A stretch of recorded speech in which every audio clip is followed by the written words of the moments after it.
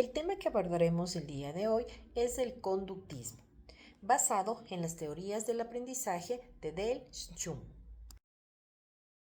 El conductismo en psicología comenzó a desarrollarse a principios del siglo XX.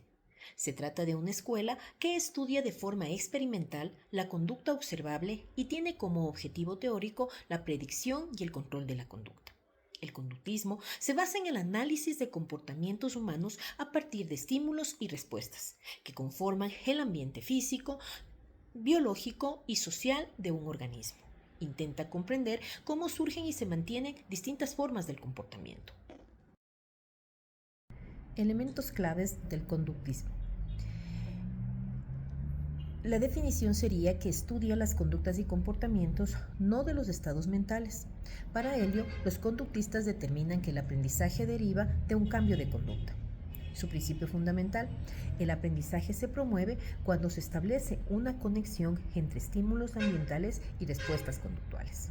Su enfoque: utiliza la observación sistemática y la experimentación controlada para estudiar la conducta. Su postura filosófica se basa en el empirismo, considerando que todo conocimiento proviene de la experiencia. Los principales teóricos de este enfoque son el ruso Iván Pavlov, gran promotor de la experimentación animal. En este sentido, identificó el aprendizaje por condicionamiento clásico o pavloviano y consideraba que la subjetividad humana nunca podría ser objeto de análisis o de estudio. Por su parte, Watson se basó en el estudio de la conducta humana observable.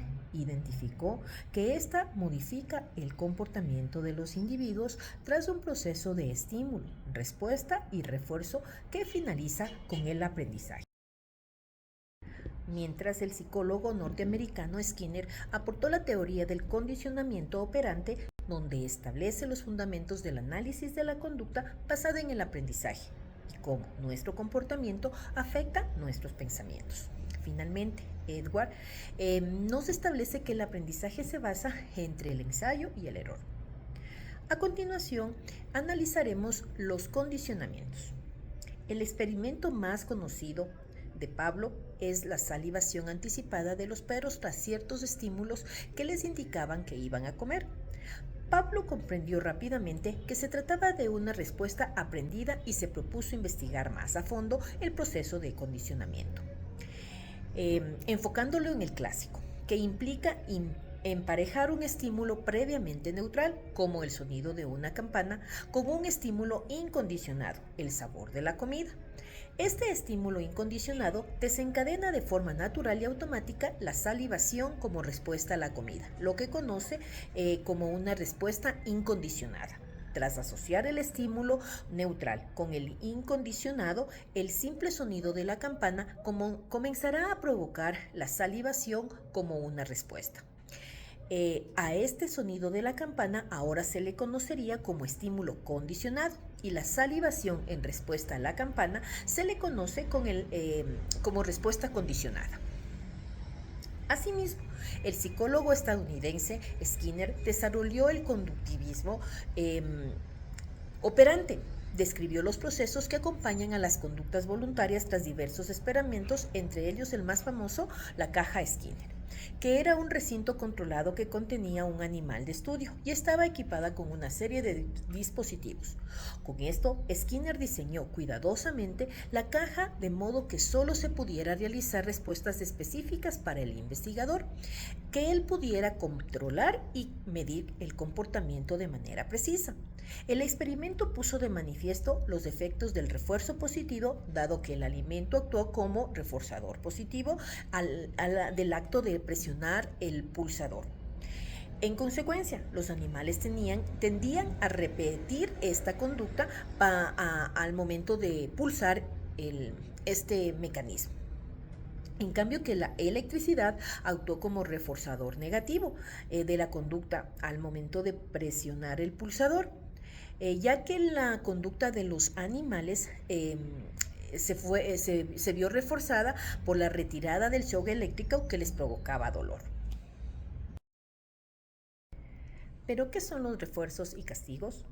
Para el conductismo, el comportamiento humano se rige por los refuerzos y castigos, y estas conductas no dependen de pensamientos o del instinto humano, fenómenos internos, sino que lo hacen por el entorno que rodea al ser humano.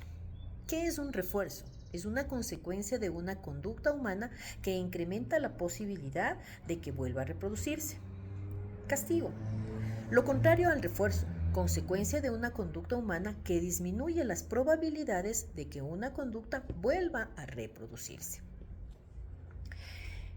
Vamos a enfrentar al condicionamiento operante versus el condicionamiento clásico.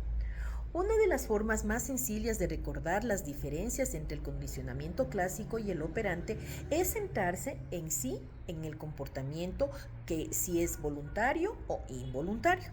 La principal diferencia entre el condicionamiento clásico y el operante es que el condicionamiento clásico implica asociar una respuesta involuntaria y un estímulo, mientras que el condicionamiento operante trata de asociar una conducta voluntaria y una consecuencia. En el condicionamiento operante, el aprendiz también recibe recompensas con incentivos, mientras que en el condicionamiento clásico no implica tales incentivos. Además, se recuerda que el condicionamiento clásico es pasivo por parte del aprendiz, mientras que el condicionamiento operante requiere que éste participe activamente y realice algún tipo de acción para ser recompensado o castigado. Para el condicionamiento operante que funcione, el sujeto debe primero mostrar una conducta que posteriormente puede ser recompensada o castigada. El condicionamiento clásico, por su parte, implica formar una asociación con algún tipo de evento que ya ocurre de manera o de forma natural. Nos enfocamos en las aplicaciones prácticas del conductismo. En la educación, ha sido una teoría de aprendizaje que ha puesto su atención en estímulos que generan respuestas en los estudiantes durante el proceso de aprendizaje.